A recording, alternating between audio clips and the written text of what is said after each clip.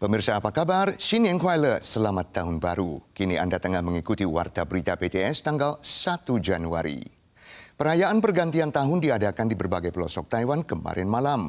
Gedung Taipei 101 kembali menghadirkan pertunjukan kembang api. Kali ini berdurasi 360 detik.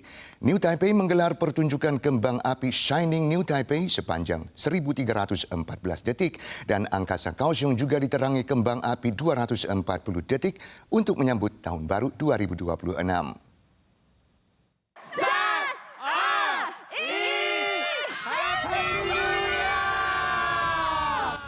Momen terakhir tahun 2025 ditandai dengan perhitungan mundur disusul dengan pertunjukan kembang api Taipei 101 untuk menyambut tibanya 2026. Bertajuk Menghubungkan Dunia, Menciptakan Kesinambungan, atraksi berdurasi 360 detik ini menerangi angkasa malam distrik Xinyi. Cuaca dingin basah tak memudarkan semangat 200.000 pengunjung yang larut dalam kemeriahan pesta akhir tahun ini.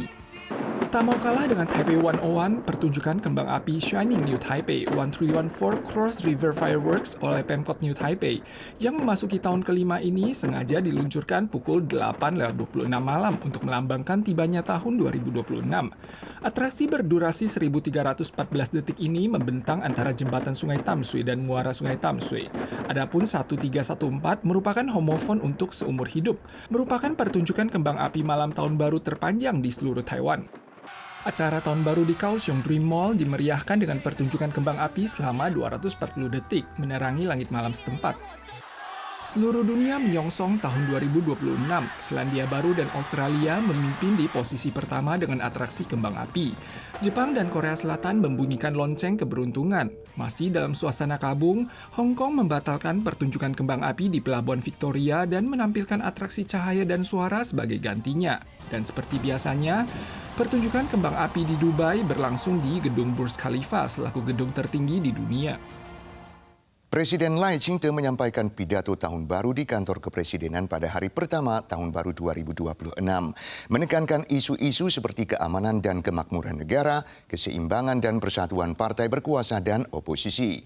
Perihal peratifikasian anggaran belanja pemerintah pusat tahun ini, terutama anggaran khusus pertahanan nasional yang masih terhenti di Yuan Legislatif, serta pengumuman legislator kubu oposisi untuk meluncurkan mosi pemakzulan terhadap kepala negara, Presiden Lai mengeluarkan kritikan keras.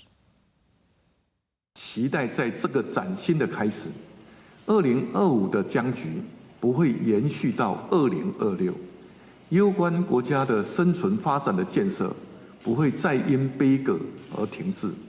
Presiden Lai Ching-te mengusulkan 4 target utama melalui pidato tahun baru bertema Pulau Ketahanan Cahaya Harapan. Atas mosi pemakzulan yang diluncurkan kubu oposisi, Lai mengeluarkan kritikan keras. Sementara terkait kebuntuan peratifikasian anggaran belanja dan anggaran khusus di Yuan Legislatif, dia menegaskan pembangunan negara seharusnya tidak terpengaruh manuver politik. Lai juga menekankan 2026 adalah tahun krusial dan menyerukan kalangan oposisi untuk mendukung penguatan pertahanan nasional sebagai tanggapan terhadap ancaman latihan militer mode baru dari Tiongkok. Tentara Pembebasan Rakyat atau TPR Tiongkok telah mengumumkan berakhirnya latihan militer di sekitar Taiwan kemarin malam.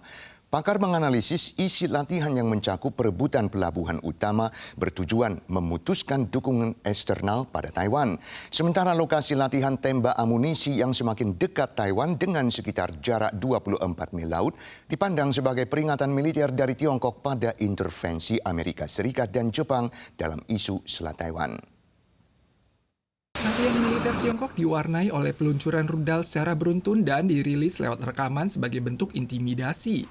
Tiongkok sengaja memangkas interval antara pengumuman latihan pada tanggal 29 dan peluncuran latihan pada tanggal 30, yang ditafsirkan sebagai wujud kemampuan Tiongkok dalam mengordinasi kekuatan lintas korps secara efisien. Waktu pelaksanaan latihan sengaja dipilih bertepatan usai disetujuinya penjualan senjata oleh Amerika dan juga menyusul pernyataan PM Jepang tentang situasi darurat di Taiwan, maka diduga merupakan peringatan bagi ketiga belah pihak. Selain itu, Tiongkok juga meluncurkan 27 rudal dalam 2 gelombang yang jatuh pada lokasi yang semakin dekat dengan Taiwan di sekitar zona 24 mil laut, sengaja menguji batas toleransi Taiwan. Pakar menyatakan latihan militer Tiongkok ditujukan untuk meningkatkan daya tolak akses regional oleh negara sekutu ke Taiwan.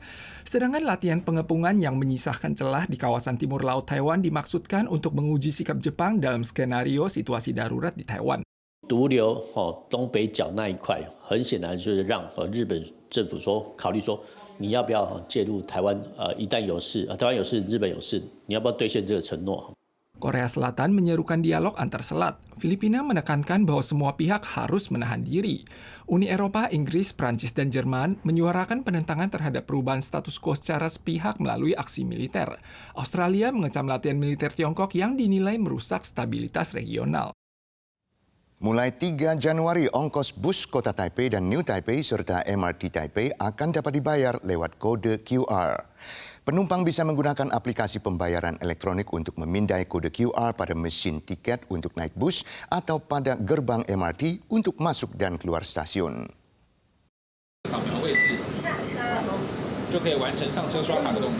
Per 3 Januari, ongkos bus dan MRT Kota Taipei dan New Taipei dapat dibayar lewat kode QR.